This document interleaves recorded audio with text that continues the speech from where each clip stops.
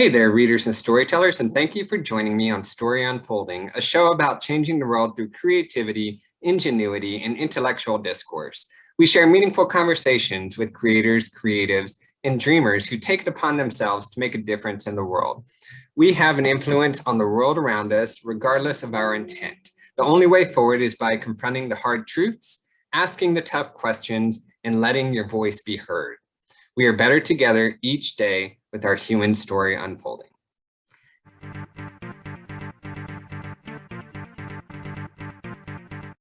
Now, I am pleased to have Deborah Jarvis on with me today. Deborah Jarvis spent her teenage years in the 80s and as such was surrounded by all sorts of fantastic fantasy and science fiction books and films that made a huge impact on her life.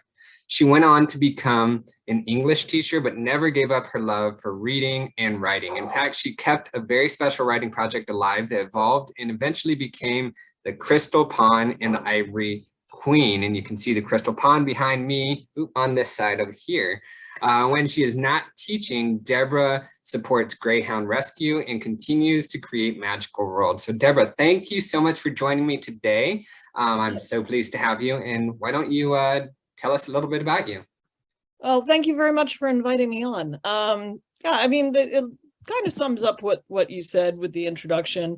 I've been doing writing for a very long time. The beginning of this story, harks back to my teenage years where the ideas started to come from, but it certainly has evolved a lot over the years. But as you said, I'm an English teacher. I teach high school English and college English. I have two kids in their 20s, so I mean, my kids are pretty much grown, and I do a lot with greyhound rescue and sighthound rescue because it's something that I feel very passionate about. That's awesome. That's wonderful. So you're multi-talented. Sounds like something like that. Yeah. Yeah. I call myself multi-potentialite. That was something I learned from a TED Talk I watched. You should check it out if you haven't heard it. It's by Emily Wapnick, but she talks about multi-potentialites being able to do multiple things as opposed to finding that one true calling. So right. Yeah, I found a lot of people who tend to that resonates with. I am curious, so let's dive into this interview with you. I have my little son right here, so he might pop into the video at some point. But what is the name of your latest project, which I believe is the Crystal Pawn, right? Well, yeah, the Crystal Pawn is completed, and certainly the Ivory Queen is out now. The one that I'm working on right now is to hopefully be out by the end of the month is called Wolves Running, but we can get into that another point. But the Crystal Pawn and the Ivory Queen are set in the same world, and there will be a third book that I'm working on at this point too. Okay, awesome. So the Crystal Pawn, and sorry, my son was totally distracting. Finally got out of here. Life of a parent. But so you said the Crystal Pawn and Ivory Queen, you've already written, but it's part of a series, and you're working on a different one right now. Yeah, so yeah, I'm kind of working on a couple of different projects in between, usual teacher duties, which take up a lot of my time. But so the Crystal Pawn and the Ivory Queen are out. And I'm working on a different series at the moment that I had written in the middle of all of the editing of the Ivory Queen. That's called Wolves Running. So it's a different series entirely. Okay. Okay. Now, were these the Crystal Pawn and Ivory Queen? Was that your first series? Yeah, that was the first series, and they originally were one book, and then we found that 700 pages is a little bit big for a first novel, so wow. we ended up splitting it in half so that we had the two halves of the novel. So then we had to find a title. We were originally running under the Ivory Queen for the whole thing, and a friend of mine and I were like sitting around and talking about it. And he's like, "Well, what are you thinking for the next book after that?" I said, "Well, I'm thinking the Ebon King." He says, "So you've got a chess theme?" I said, "Yeah." He said, "Well, why don't you go with the Crystal Pawn, the main castle in the story, the in Remembrance is made out of opaque crystal, like quartz crystal." So he says, "Why don't you call it the Crystal Pawn?" So we ended up coming up with the story, the title for the first book, and then already had the title for the second and third book. So it's kind of been an interesting process of working backwards that way to make it come together. That's fantastic. I love the chess theme. I'm a huge chess player. Could you tell us a little bit about the books without giving too many spoilers, like just synopsis or something?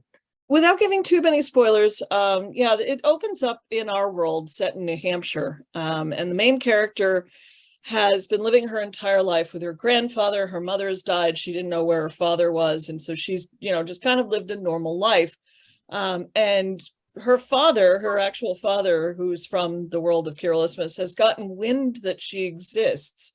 His own legitimate daughter has been killed as part of a plot that kind of evolves throughout the story.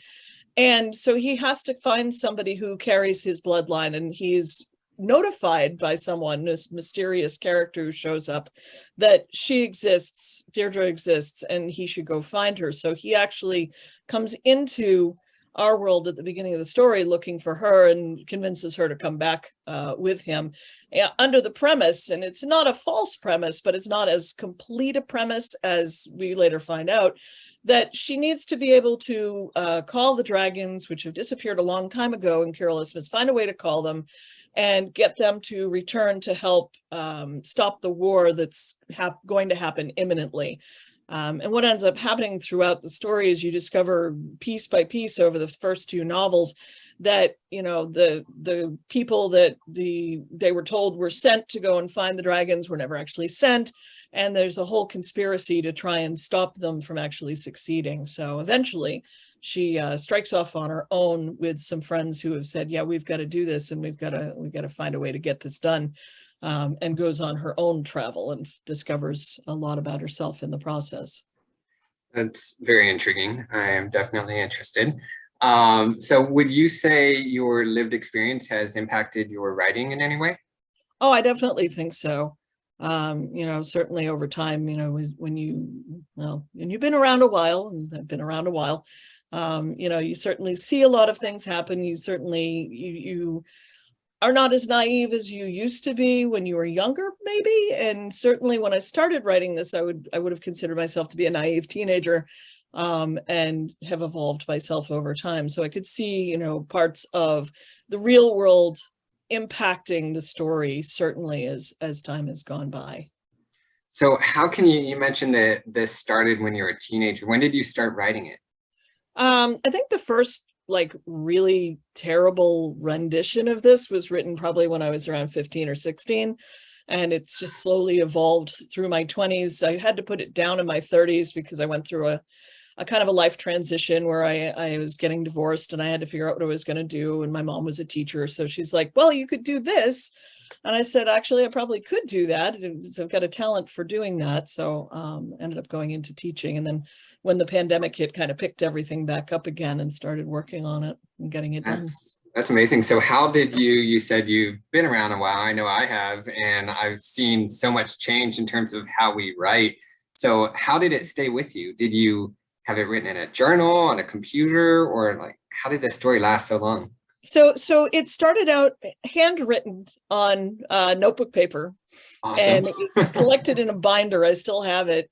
And then eventually, that was in my 20s when I wrote it out that way. In my 30s, I typed it. And then it sat pretty much through my 40s. And then, right after I turned 50, we hit the pandemic. So I picked it up again and actually got it to put together and publish. That's a testament to backing up your data. I know we had trouble getting on. We had trouble getting on because I have so many broken computers with my toddler, and I'm always freaked out. I'm worried that my last manuscript was on that computer. I'm like, oh no. And my wife is always telling me, back it up, back it up, back it up. And yeah, I'm terrible with that. But I totally commiserate with you with the whole handwriting portion. So I wrote my first 10 chapters by hand. Did you enjoy that? Or I did. Back then I did. Now I find I get cramps when I try to write for too long, and I'm like, I'm so used to typing now. Yeah. I don't know. It was an interesting experience for me. I hadn't been a writer before, and I just wrote down my ideas, and it's funny looking back now, seeing all the scratch marks all over it. You don't get that on a computer, unless you have the track changes, you see all the red, but yeah, it's a little different experience. So I know I go back through it and I look at it and there's parts scratched out and things written in the margin. And I'm like, oh, how did I read this?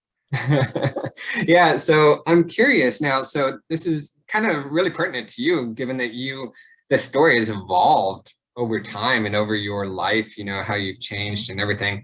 Are there any perspectives or beliefs that you really try and challenge in your story? either directly So, or indirectly? yeah, I think, and my editor and I, Sophia Kelly Schultz is my editor, and I work with her, and I work on her book, and she works on mine. She's working on her first draft, so we've kind of been talking about that a lot, and I've been looking at some of her writing and giving her some ideas, and but she's done a lot of work with me and is working with me on this third book that we're editing. Um, we talk about a lot of changes that have occurred. What was appropriate in the 80s is definitely no longer appropriate. So especially with the Ivory Queen, there were a lot of things that were changed in the Ivory Queen to kind of hit where the society is today, right? So there were a lot of perceptions that we wrote about, that we looked at, and there were a lot of ideas, especially you have a medieval society with this idea of women can't have relations before they're married if they're a certain class and everything, as opposed to the men that were expected, oh well, that's okay, at least in the practice. And we sat there and we said, okay, well, how, if Deirdre came into this society and she's come from our world with the way we do things, certainly, getting together and having relations with people before we're married, a lot of people do. How would that perspective butt up against the perspective of the characters that she's running up against? How would her beliefs and her understanding, how would they be able to work on that? So we ran up against a lot of that, and we had to figure out how we're going to have these discussions throughout, especially the Ivory Queen. So that was interesting. Another thing that we ran up against was, with one of the character races, the Ilari, and I think I mentioned this in the questions that I sent to you, is the character races of the Ilari are very similar to the Bedouins, although they do differentiate because they came over here at some point in the past and they kind of split off.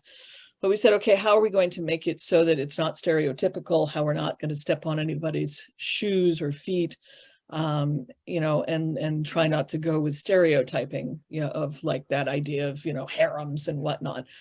So we took that idea and we kind of flipped that as well, playing around with it, and said, how do we make this an honorable thing? How do we make this something that works as a class and wouldn't be construed to be a negative thing? So we did a lot of work making sure that the characters and the groups they ran into, reflected more of a modern mentality than they had in the past.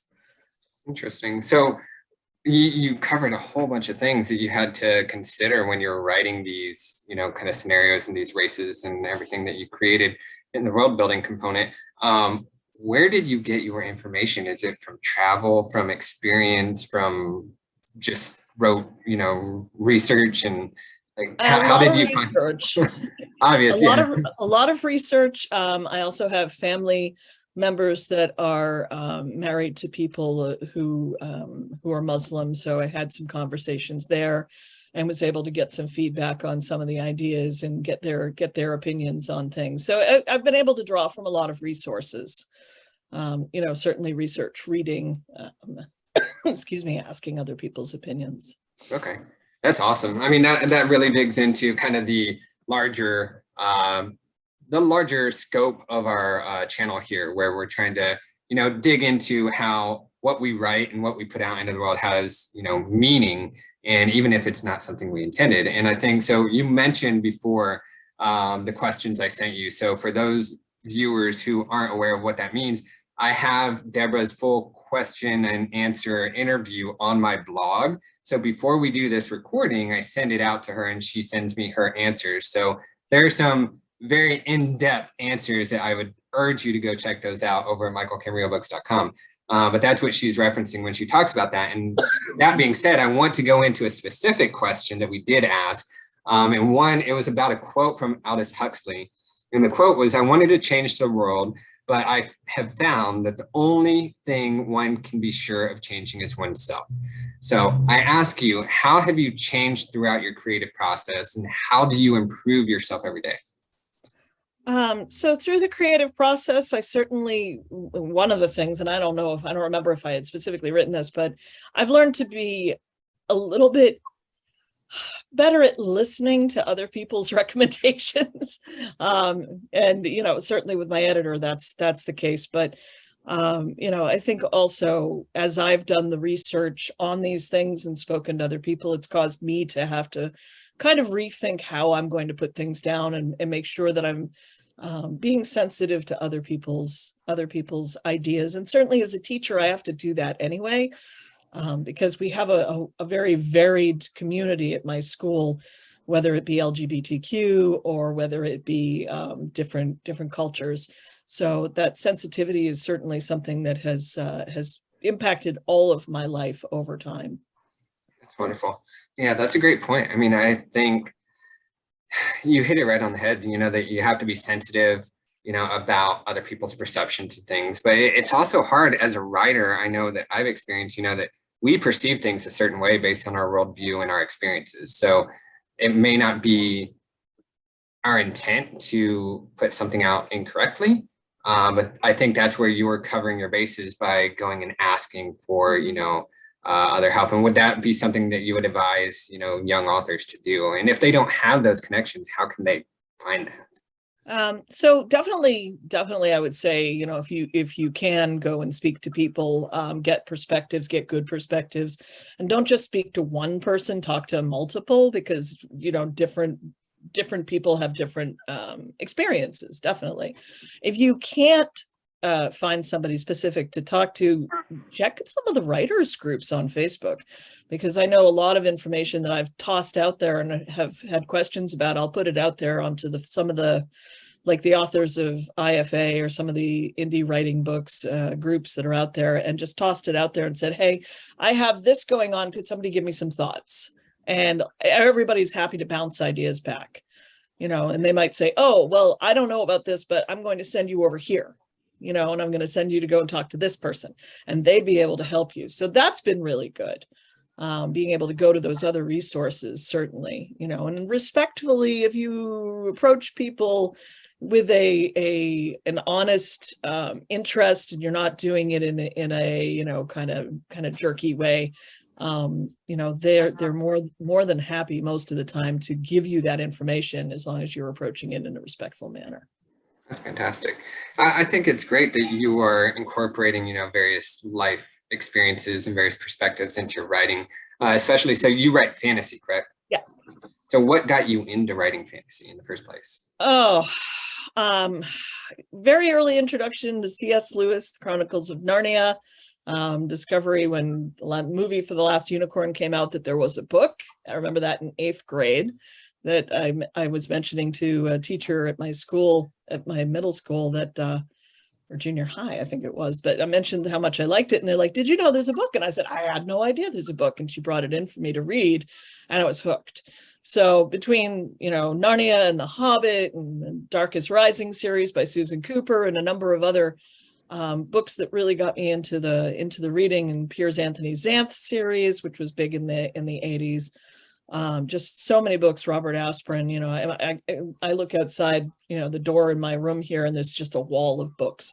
And so many of those are ones that had a huge impact on me when I was a kid, that still to this day, I reference. So, anything I could find at one point. I mean, I lived in like the library and Walden Books, and couldn't pull myself out of that when I was a kid. So just getting into reading. And of course, then there's a natural extension. Oh, I like this. I think I'd like to see something like this. I'm going to write it. So that's, kind of how it happens. That's awesome. Yeah. So what about, all right, so you write fantasy, which, it's kind of a step away from reality. Yet you talked about how, your life experiences have influenced it. You've asked for, various perspectives and help to world build. Where do you find that line? Is there a line? Well, let me rewind. That's a broad question. Let me ask you more directly, like, do you intentionally try and make your world similar to our world or different? And well, yeah, that's one of those weird things with Kirilismus. There's portals. They keep discovering there's more of these portals where people have come through. So they've found, as you've gone through the stories, one of the manor houses is, it's got William Morris patterned wallpaper, and obviously one of the ancestors was able to go through into our world and found this wallpaper in like the 1700s. I think that's when it was. And so they came back with these designs that they built into that manor house. The Ilari obviously came through somewhere in a desert into the desert area, so they established themselves then. One of the other main characters that I love, Jack Parnes, came in at some point, found himself in a way in, and established himself as a rogue or a thief merchant in Kiralismus. So there's little pockets where things have crossed over. Sometimes intentionally, where Deirdre came through, that was intentional, that was a purposeful gate, and sometimes not. So, and there's some other little surprises planned for book 3 with that, and they'll end up back here because of one of those. Wonderful. When is book 3 coming out? It's got pieces written. It's probably going to be sometime 23, 24. Okay, we'll look forward to that. Hopefully we can have you back on when you put out 3. So I want to get a little deeper before we end today. So the title behind me, you can see it says "A Whisper Draws the Ear Closer." That was in reference to an answer that you put out. I'm going to dig into another quote by Eckhart Tolle, who said, "Awareness is the greatest agent for change." So for me, that's something that I'm very passionate about. I think that's very important, that awareness of social issues, just bigger things that are beyond our own worldview, our own circumstances, is what really helps people change and helps society push forward. I'm just curious on your opinion in that, and how we as writers can have an impact on something like that. Right. Well, I'll address the quote because that one came from Linda Klein's The Miracle Season. And if you ever have seen, I don't know if you've ever read that book, you probably like it a lot, but it was an early ecological book, and it was dealing with the problems of mercury poisoning and pollution on the environment. And it was written, I think, in the 70s. And the characters are mainly animals. And one of the pieces of advice that's given to the main character, who's a crow, who's trying to yell to the other animals that if they didn't adapt, they were going to perish, is, this idea that for a whisper, the ear draws closer. So, in other words, don't scream your message, but give that message, tell it through stories, which is what the animal then does. So I think as writers, certainly if we can impart some of these ideas, and I've seen it a lot in writing too, in some really good novels, if we can impart these ideas without beating people over the head with them, I think then, because I've seen that happen too, where people have beaten it over the head, and you see that and you're like, oh my God, please stop. But getting the idea out there in a way that entertains and makes it memorable, like that particular quote, I think it's almost a responsibility that we are able to put that into our writing. Certainly it's got to be in there somewhere, some of those quiet messages. Yeah. So do you find that more or less difficult with you being a teacher? Because I know you have to consistently repeat things, right? And that repetition teaches people, right? So do you feel like this need to get your message out, or? I'm a little more subtle. Okay. I do things a little more subtly because you can't quite beat people over the head with it. Although there have been times when I'm like, I've said this for the 5th time, I'm not going to say it again. Get your homework in. That's normal. Certainly as a teacher, you're well aware of that. But you probably baseball coach too, which is why I know what you do. You probably. Oh yeah. And I homeschool my daughter. So man, yeah. But I think having to do it subtly is the key, and being able to do it well and do it subtly, I think, is definitely the way to go with that. And it's hard in teaching because a lot of times, the kids don't want to hear it, but in teaching like Of Mice and Men or The Great Gatsby or The Crucible, there are certain underlying messages that you try to show them are existing in the literature without having to just go, look, it's right here, which, defeats the purpose. You're talking about like reading Shakespeare, right? Well, no, I know. Reading Shakespeare, I love Shakespeare. I love teaching the Taming of the Shrew, because aside from the treat women better than especially for that time period, and there's a lot of thought about Shakespeare as to whether or not he was mocking women or he was very subtly kind of saying, hey, society, treat them better. I'd like to lean towards the latter part of that myself, the latter idea. But, you know, aside from the fact that it does have a whole treatise on how to treat women and how to behave in society, it's also, you know, you can kind of hook the kids by going, hey, do you realize that this has a ton of dick jokes in it, right? You know that Shakespeare was all dick jokes.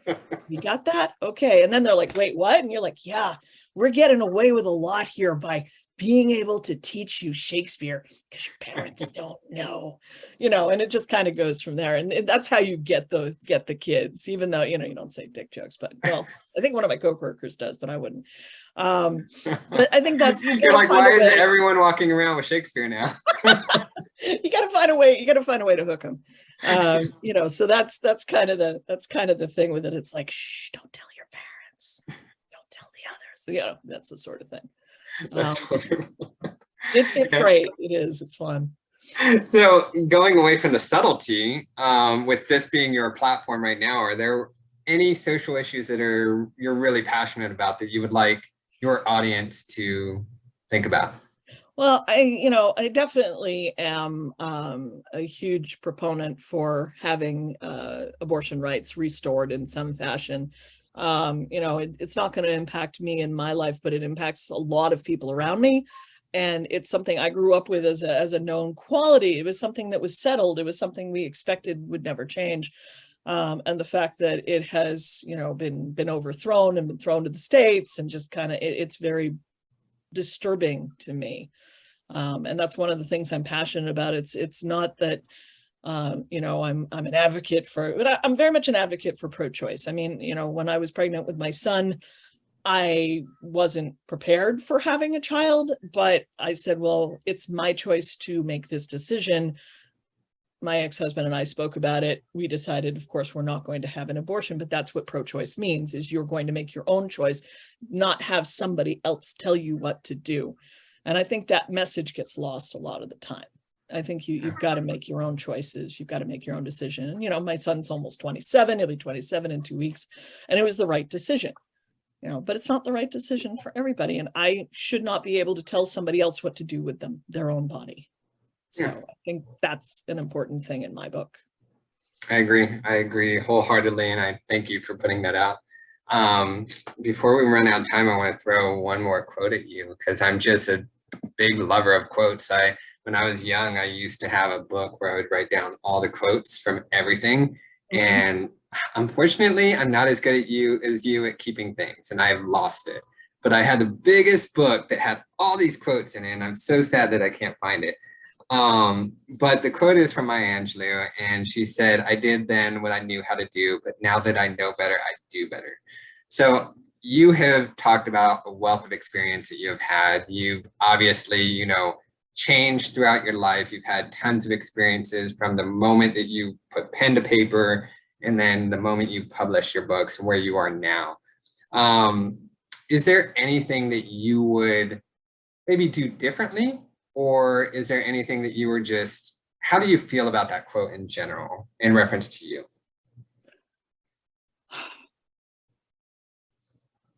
Repeat the quote one more time. Okay.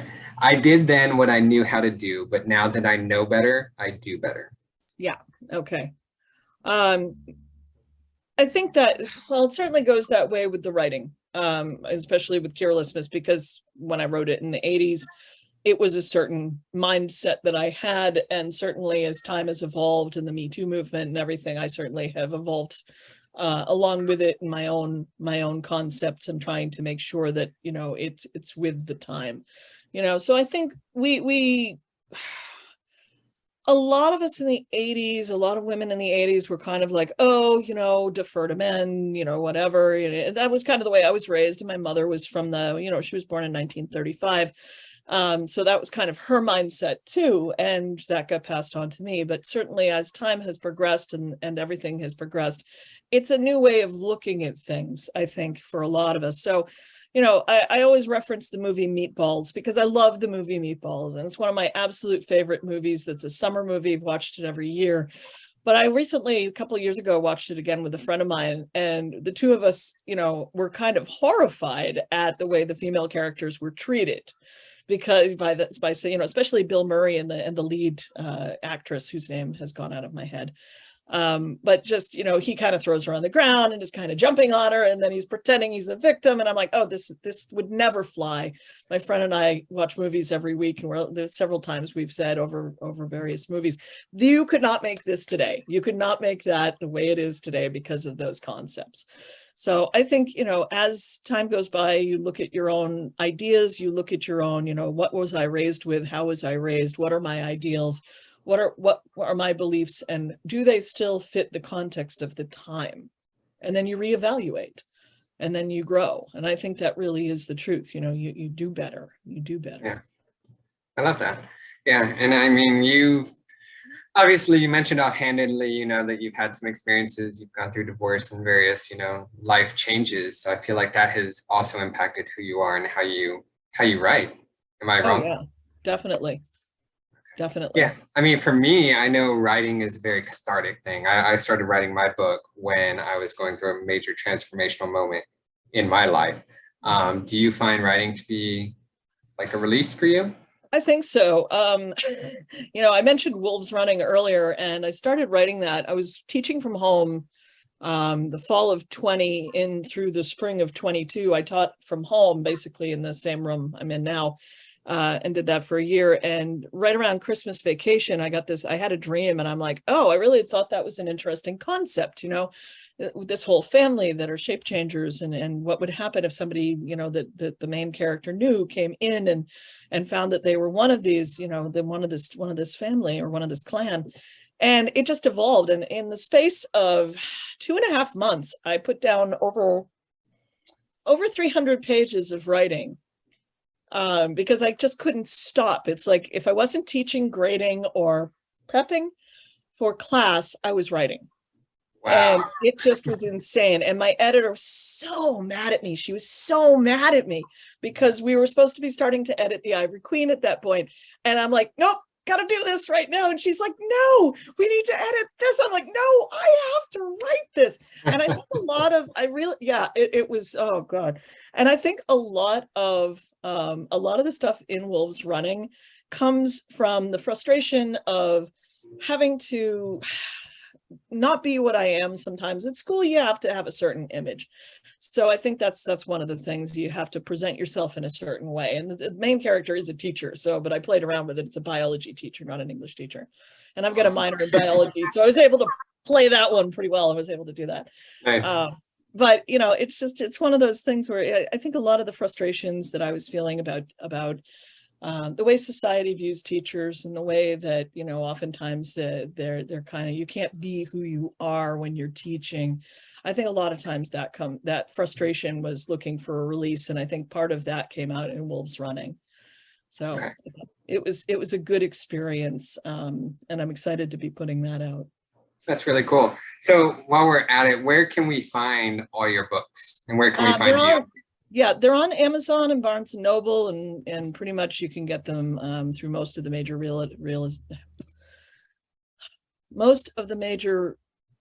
retailers. That was the word I was trying for. So you can get them through those. And if you go through, I know that on my website, there are links to Amazon. So if you go to the website, www.deborahjarvis.com, it's got all the links on there to the various books, and Facebook pages and everything else. Okay. So that's the best place to find you, is your website, and then we can link off of everything else from there. Yep. There's a Linktree button, if you know Linktree. Yeah. And that has like an entire list of everything. Okay, cool. So we got book 1, book 2 out. We got Wolves Running out, right? So book 2 is out, correct? Book 2 is out. Wolves Running will hopefully be out at the end of the month. That's the plan. Okay, cool. And then we got book 3, hopefully next year sometime. Yep. And there's another project that's been sitting, waiting since I was in grad school. So that one is percolating in the background too. That one's going to be fun. Awesome. Great. Well, thank you so much for coming. It's been truly a pleasure. It's been a blast for me.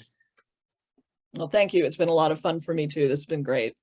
Yeah, so I hope to have you again soon. And everyone watching today, all those links that Deborah mentioned will be located down below.